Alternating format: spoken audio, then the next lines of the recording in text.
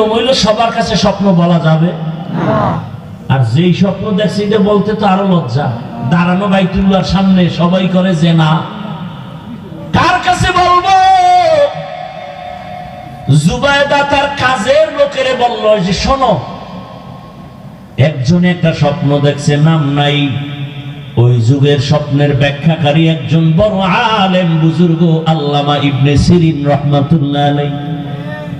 যাও বহুদূর তার ঠিকানা, যাইয়া এই স্বপ্নের ব্যাখ্যা নিয়ে আসো। নাম নাই, চিঠির মধ্যেও নাই, লিখে দিলাম, যাও। গেছে স্বপ্নের ব্যাখ্যাকারী জগৎ বিখ্যাত কুতুবুল আলম আল্লামা ইবনে সিরিনের কাছে গেছেন। গিয়া যখন দিলেন, হযরত এই স্বপ্নের ব্যাখ্যা চাই। কয় দেখছো ওই চিঠি লেখলো কে? কয় যে লেখক জানি না, জনৈক। স্বপ্নের ব্যাখ্যা দেন একজন নারী, বাইতুল্লাহর সামনে দাঁড়ানো, আর সারা দেশের মানুষ এসে জিনা করে। জিনা কয় নাম, নাম কে দেখছে এই স্বপ্ন? বলে নাম জানি না। কয় স্বপ্নের ব্যাখ্যাও দেওয়া হবে না, কারণ নাম বুঝা, ব্যক্তি বুঝা হবে স্বপ্নের ব্যাখ্যা। আমগো দেশের একজন নামদারি পীর স্বপ্ন দেখে রহমতের নবী উলঙ্গ, ডাস্টবিনে ভরা। ব্যাখ্যা কি হবে? আমার রসুলের যদি কেউ উলঙ্গ দেখে, বসতে হবে ভণ্ডের ইমান উলঙ্গ। ইবনে সিরিন কয় নাম না কইলে ব্যাখ্যা হবে না, যাও। নিরস হইয়া চলে আসছে, এসে বলেন নাম না বললে ব্যাখ্যা দেওয়া হবে না। জুবায়দা পেরেশান। ওই আল্লামা ইবনে সিরিন জানবে এই দুরহ স্বপ্ন আমি দেখেছি, আমার লজ্জা লাগে, কিন্তু স্বপ্নের ব্যাখ্যা জানা দরকার। শেষ মর্যায়ে বলে নামটা লিখে দিলাম, আমানতের সাথে তার কাছে দিয়ে দিও, তুমি চিঠি খুলবা না। আল্লামা ইবনে সিরিন চিঠি খুলে দেখে নিচে লেখা জুবায়দা বাদশাহ হারুন রশিদের স্ত্রী। একটা চিৎকার দিয়ে কয় ধন্য নারী জুবায়দা, খবর কইও জুবায়দার কপাল খুলে গেছে। জুবায়দারে দিয়া আমার আল্লাহ মক্কার জমিনে এমন কাজ নিবেন, গোটা দুনিয়ার মানুষ জুবায়দার নাম কিয়ামত পর্যন্ত স্মরণ করবে। জুবায়দার নাম এখনো কিন্তু নিতেছে। সেই জুবায়দা বাদশাহ হারুন রশিদের টাকা না, রাষ্ট্রের টাকা না, নিজের টাকা দিয়া মক্কায় গেলেন হজ করতে। জুবায়দা হজে গিয়া দেখলো মক্কার মানুষ পানির জন্য হাহাকার করে, পানি নেই। মিনায় পানি নাই, মুজদালেফায় পানি নাই, আরাফায় পানি নাই। জুবায়দা নিজের টাকা ব্যয় করিয়া এবার ড্রেন কাটলো, ড্রেনের সাথে পানির লাইন করে দিল জুবায়দা নিজের টাকায়। আজও মক্কায় গিয়া দেখবা নহরে জুবায়দা নামের ড্রেনের অঙ্কন, ইটের গাঁথনি, পাথরের গাঁথনি এখনো জুবায়দার নামে দেখা যায়, আমরা দেখেছি।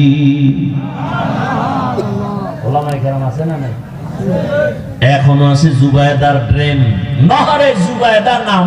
নাম কি?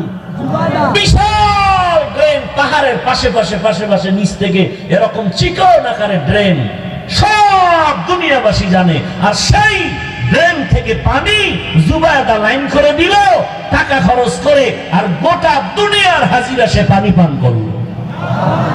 স্বপ্ন কি, ব্যাখ্যা কি? দেখছেন নি কারবার? স্বপ্ন কি, ব্যাখ্যা কি?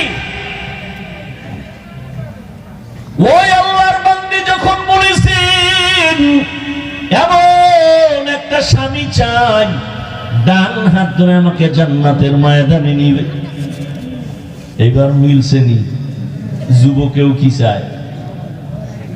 এমন একটা মেয়ে চাই যে আমাকে ডান হাত ধরে জান্নাতের পথে নিবে। ঘটনা শেষ না, আর একটু সময় লাগবে, ধৈর্য হবে তো ইনশাআল্লাহ। এইবার আল্লাহর ওলি কয় তোমার মনের সাথে তো মিলে গেল। মেয়েটার বাবা নাই, ডাক দিয়ে কয় মা তুই যদি আমাকে অনুমতি দাও আমি এই রাস্তায় তোর বিবাহের জন্য রেডি করতে পারি। বলে করেন। অনুমতি পাইয়া এই যুবকী শুনে প্রস্তাব দিলেন, ও যুবক, তুমি যেই মেয়ে চাইছো কিন্তু পেয়েছি ঠিক, তবে গরিব এবং ইয়তীম। যুবক বলে, আমি দুনিয়া চাই না, আমি আখিরাত চাই। রিজিকের মালিক আমার আল্লাহ। পিপিলিকার খানাও যেই মাওলা দেন, নদীর মাছের খানা কে দেন? জঙ্গলের প্রাণীর খানা কে দেন? যেই মাওলায় পিপিলিকার খানা দিতে পারেন, যে আল্লাহ নদীর মাছের খানা দিতে পারেন, ওই আল্লাহ আশরাফুল মখলুক আমারে বুঝি খানা দিবেন না? পিপিলিকা দামি না আমরা দামি? আল্লাহ যদি পিপিলিকারে খানা দেয়, মাছের খানা দেয়, জঙ্গলের প্রাণীরে দেয়, আমগো দিবে না? ইয়া আইয়ুহান নাস আনতুমুল ফুকারাউ ইলাল্লাহ ওয়াল্লাহু হুয়াল গনিয়্যুল হামিদ।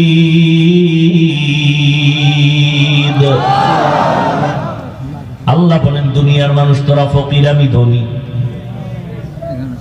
রিজিকের ভয়ে এখন ট্যাবলেট খায়, সন্তান কমাও। স্লোগান লেখছে, ছেলে হোক মেয়ে হোক দুটোর বেশি নয়। আবার নতুন করে আর এক লাইন বাড়াইছে, একটা হলে ভালো হয়। আমি কই যুবকেরা, তোরা আর এক লাইন বাড়ায়, এক না হইলে আরো ভালো হয়। এই স্লোগান কেন খান? মানুষ বাড়লে থাকবে কই, খাবে কি? যে লেখছে ওরে আগে বলা দরকার, তুই মর, তুইও তো বাড়তি, তুইও মর। নাস্তিকের গোষ্ঠী। রিজিকের মালিককে পিপিলিকারে আল্লাহ খাওয়াইলে আমগো খাওয়াবে না? ও মুরব্বীরা, 30-40 বছর আগের কথা মনে আছে আপনাদের? বলেন তো আমাকে, এক কাঠা জমিনে যেই পরিমাণ ধান হইতো, এখন কত মন কম হয়? বলেন। বাড়াইছে কে? সরকার। আগে 13টা পেয়ারা খাইলে টের পাওয়া যেত না, আর এখন এত বড় পেয়ারা একজন একটা খাওয়া যায়। রিজিক বাড়াইছেন কে? তোমার এত টেনশন কেন? আল্লাহ বলেন, রিজিক আমি বাড়াবো, সন্তান আমি দিব, আমি বাড়াবো। আর কিছু কুলাঙ্গার আছে, সন্তান বেশি বা মেয়ে হয় কেন, বউর সাথে ঝগড়া করে। আছে না নাই? আল্লাহ হেদায়েত দান করুন, আমিন। ওই যুবক বলল, আমার দুনিয়া চাই না, আখিরাত চাই। আর যারা আখিরাত চায়, আল্লাহ তাদেরকেও দুনিয়া দিয়া দিবেন। না খাইয়া কেউ মরে না, মনে আছে করোনার কথা? আল্লাহ রিজিকের মালিক, না খাইয়া মরবে না, তবে হালাল। দুইজনের সাথে হযরতের অনুমতি ক্রমে বিবাহ প্রস্তাব আসলো, রাজি হয়ে গেল। দুজনের বিবাহ হয়ে গেল। দুজন এলাকায় বসবাস করতে গিয়ে দেখে পর্দা নাই। বেগানার নজর লাগতে চায়, এলাকা ছাইরা চলে গেছে পাহাড়িয়া জঙ্গলের পাশে। ভাঙা ঘর ঝুপড়ি উঠাইয়া ওখানে দুজন থাকে আর আল্লাহর ইবাদত করে। জঙ্গলে একটু কাজ করেন আর মোটামুটি স্বাভাবিক জীবন যাপন করে, আর নামাজের সময় নামাজ আদায় করেন। আর গভীর রাতে দুজনে যায় নামাজে বসে একসাথে কান্না করে, ও আল্লাহ, দুইজনের আকুতি তুমি কবুল করেছো। চেয়েছিলাম একটা জান্নাতি নারী, তুমি দিয়েছো। আমার স্ত্রীও চেয়েছে, তুমি দিয়েছো। এবার আর একটা দাবি। কি দাবি? ও আল্লাহ, তুমি একটা নেককার সন্তান আমাদের দান করো। আহা, আল্লাহর কাছে চাইছেন নি নেককার সন্তান? আন্দাজি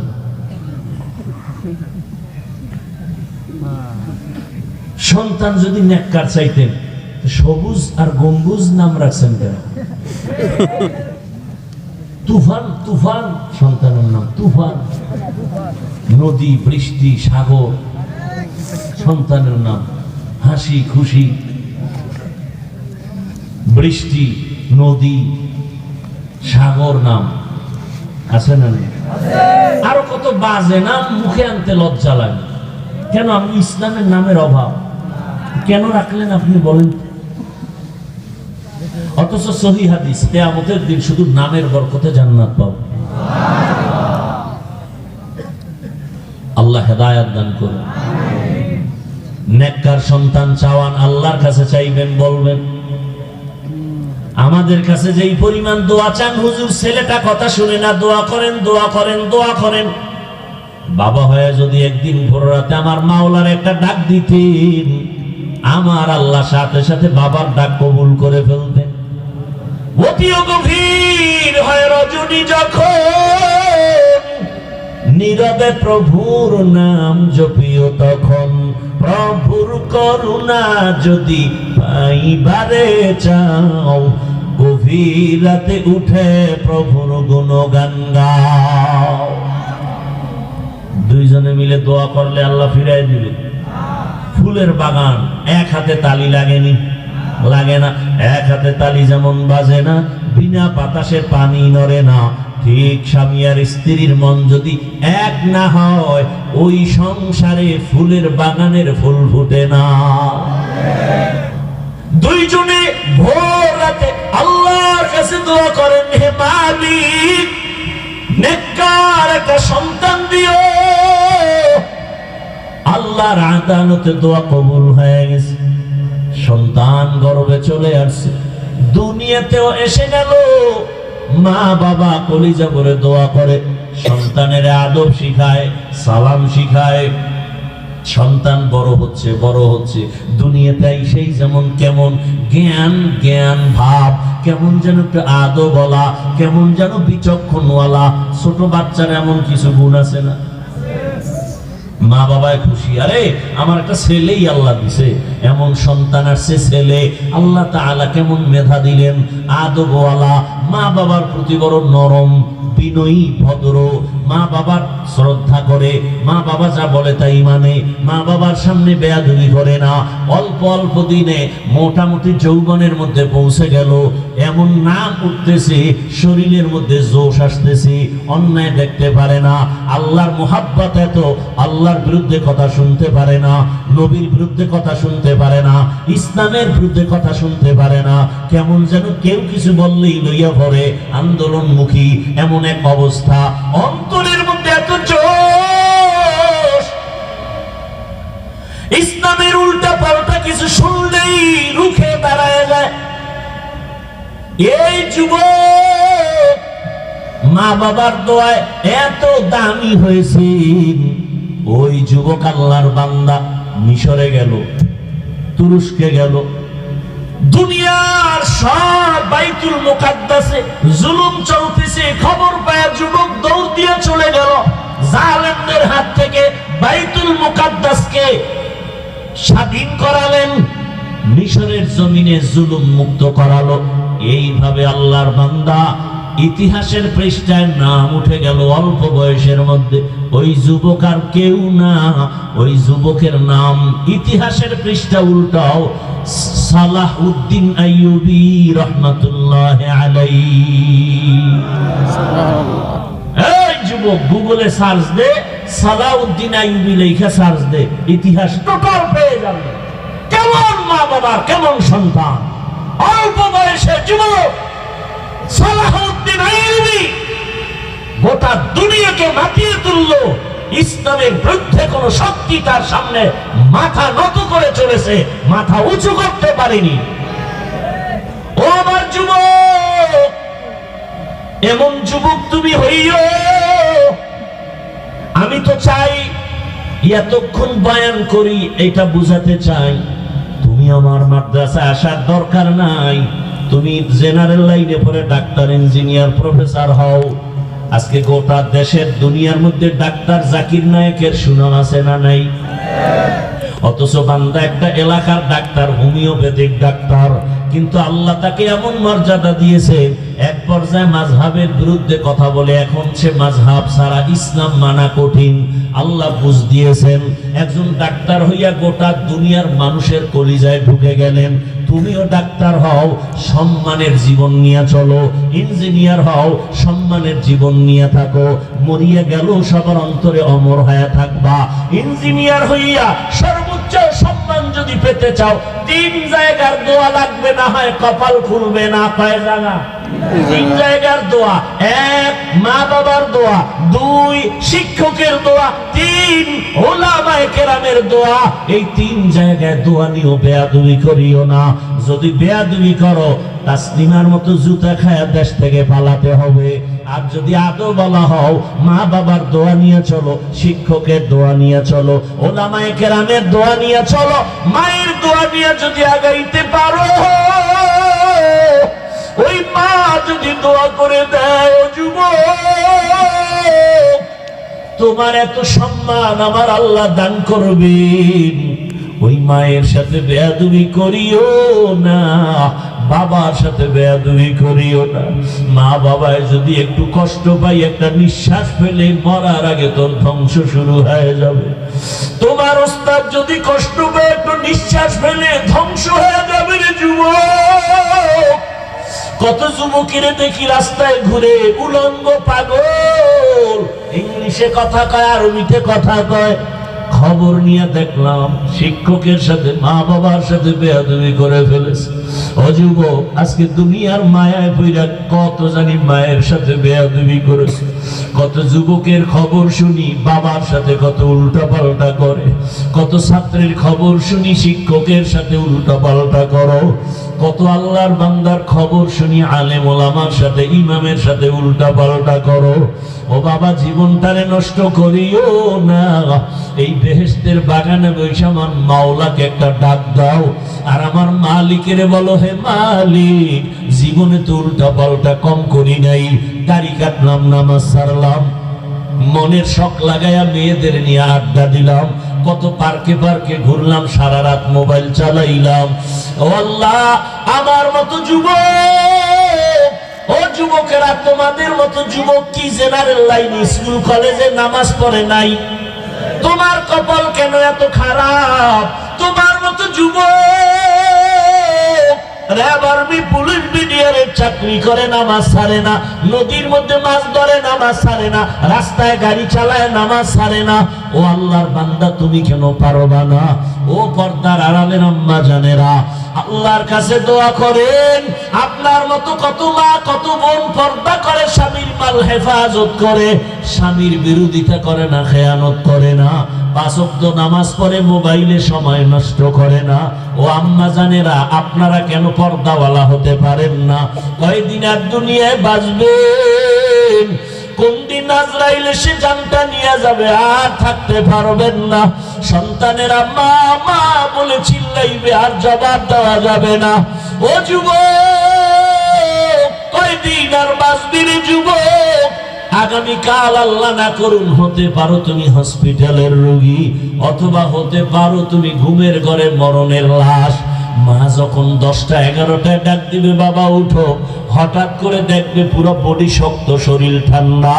মা চিল্লায় বলবে, আমার বাবা দুনিয়ায় বেঁচে নাই। চিৎকার দিয়া বলবে, তোরা কে, কোথায় আছো? আয়। আমারে আম্মু বলিয়া ডাকবে কে? আমার বাবা যখন একটু আম্মু বলে ডাক দেয়, কলিজাটা ঠান্ডা হয়ে যায়। এ যুবক, ওই মার কলিজায় কারা আঘাত দিয়েছো? পায়ে ধরে বলি, মোনাজাতের পরে বাসায় যাইয়া ক্ষমা দিও। মায়ের গিয়া বলি, শোন মা, জীবনে বেয়াদবি কম করি নাই। ও মা, আজকে কত অন্যায় করেছি, তুমি গোপনে কত চোখের পানি ফেলেছ। আজকে ওই ময়দানে মাহফিলে কত যুবকের দেখলাম কান্না করে, আমার চোখে কেন পানি নাই? গুনার কারণে আমার মাওলা বুঝি বেজার। ও মা, আমি তওবা করেছি, আর গুনাহ করব না রে মা। আর কষ্ট দিব না, তুমি আমার মাথায় হাতটা দিয়ে দোয়া করিয়া দাও। মাকে যদি বলতে পারো রে বাবা, দেখবি মায়ের চোখে পাবি, মা তোর মাথায় হাত দিয়ে বলবে বাবা আমি কলিজা ভরে দোয়া করে দেই। হাতটা দিয়ে ডাকবে ও আরশে আজিমের মালিক, আমার কলিজার বাবাটারে কবুল করে নাও। ও যুবক, পায়ে হাত রেখে বলি, মায়ের কাঁদাস না রে যুবক, বাবারে কাঁদাইও না, ওরে শিক্ষকের সাথে বেয়াদবি করিও না। এখনো মাওলার কাছে সময় আছে, তওবা করো, বাবার থেকে দোয়া নিয়ে চলো, না হয় জীবনটা নষ্ট হয়ে যাবে। ওই মা একটা চিৎকার মারিয়া কাঁদবে, আমার বাবা আর নাই, কে আমারে আম্মু বলে ডাকবে। সবাই বাবাও কাঁদবে, দেখবারে বাবা ইমাম সাহেবকে টেলিফোন করে বলবে তাড়াতাড়ি জানাজা পড়াতে হবে, কাউকে বলবে যাও মুলাদি বাজারে গিয়ে তাড়াতাড়ি কাফন কিনে নিয়ে আসো, আবার বলবে এক দলকে বাঁশবাগানে গিয়ে কবর খনন করো, আর এক দলকে বলবে গরম পানি করো, বিদায়ের গোসল দিতে হবে। এমন ভাবে ঘর থেকে তোমার লাশটা নামাইবে, গায়ের গেঞ্জিটা বেলেট দিয়া কেটে কেটে রেখে দিবে, তোমার ঘড়ি তোমার মোবাইল আর একজনের হাতে যাবে, তোমার বন্ধুটাও নাম্বার কেটে ফেলবে। ওই জানাজার জন্য যখন কাফন পরায় খাটে উঠায় নিবে, জানালা দিয়া আম্মা জান কাঁদবে আর বলবে আমার বাবারে কই নাও, শেষবারের মতো একটু চেহারাটা দেখাইয়া যাও, আমার বাবাটারে একটু দেখি, আমারে আর মা বলে জীবনে ডাক দিবে না। ও যুবক, এই মাই বাবারে হারাই গেলে আর কই পাবে, ওই বাবারে হারাই গেলে আর পাইবা না, এই রক্ত হারাই গেলে পাইবা না। ওরে যার বাবা আছে তার কলিজা যে কত বড়। বাবা যদি অসুস্থ বিছানায় থাকে, সন্তানের মনটা বড় থাকে, আমার গাছ আছে আমি গাছের ছায়া আছি, কিন্তু যার বাবাও নাই, ওই বান্দা ডানে চায় বামে চায়, আনন্দ যাই করে, কিন্তু মনের মধ্যে একটা অভাব দেখা যায়।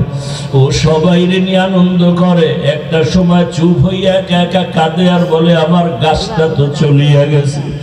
আমার ডেলি রাতের বেলা বাবা টেলিফোন করতো, বাবা কখন ঘুমাবা, কখন খানা খাইবা, শরীরের কি অবস্থা। আমার বাবাও নাই, টেলিফোন করার এখন কেউ নাই। ও বাবারা, ওই মা বাবা যারা এখনো বেঁচে আছে, পায়ে হাত রেখে বলি এখনো দোয়া নিতে ভুল করিও না, বেয়াদবি করিয়া থাকলে ক্ষমা চাও, হারায় গেলে কান্না করবা আর মা পাইবা না, বাবার চেহারার পাইবা না। জানি নাই ময়দানে কারাইয়াতি কে যেন বাবা হারাইছো, কে যেন মা হারিয়ে ফেলেছো। দুই ফোঁটা চোখের পানি ছেড়ে মালিকের কাছে দোয়া করো। ওই মা বাবার চোখের পানি আর দোয়া ছাড়া তুমি আমি মানুষ হতে পারি নাই। ওই মা বাবা চোখের পানি আর দোয়া ছাড়াই চেয়ারে বসতে পারি নাই। ওই মা বাবার অবদান কিভাবে অস্বীকার করবারে বাবা। আল্লাহর কাছে তওবা করো আর মা বাবার দোয়া নাও, আর নামাজ ছাড়বা না, দাড়ি কাটবা না, বেপরদায় চলবা না, আর শিক্ষকের সাথে বেয়াদবি করবা না, আলেমদের দোয়া নিয়ে চলবা, নবীজির সুন্নাত অনুযায়ী চলবা। অন্তর যদি তওবার জন্য রেডি হয়, আমার মাওলার আযাবের ভয় যদি অন্তরে থাকে, আর গুনাহ করবা না, আর মা বাবারে কষ্ট দিবা না, আমার মাওলার কাছে তুমি ভালো হইয়া চলবা। হাত দিয়া গুনাহ করবা না, জবান দিয়া গুনাহ করবা না, চোখের দ্বারা গুনাহ করবা না। তওবা করার মতো যদি অন্তর থাকে, খাঁটি তওবার নিয়তে দুটো হাত আমার আল্লাহকে দেখাইয়া দাও। ও দয়ার মালিক, কুদরতের নজর দিয়ে দেখেন এই ময়দানে কারা তওবার জন্য হাত উঁচু করে ফেলেছে। দুনিয়ার সব দরজা বন্ধ, আপনার রহমতের দরজা খোলা। দয়া করে আমাদের হাতগুলো কবুল করে নেন, আমাদের তওবা কবুল করে নেন, তওবার উপরে মজবুত হইয়া চলার তৌফিক দান করেন, আমিন।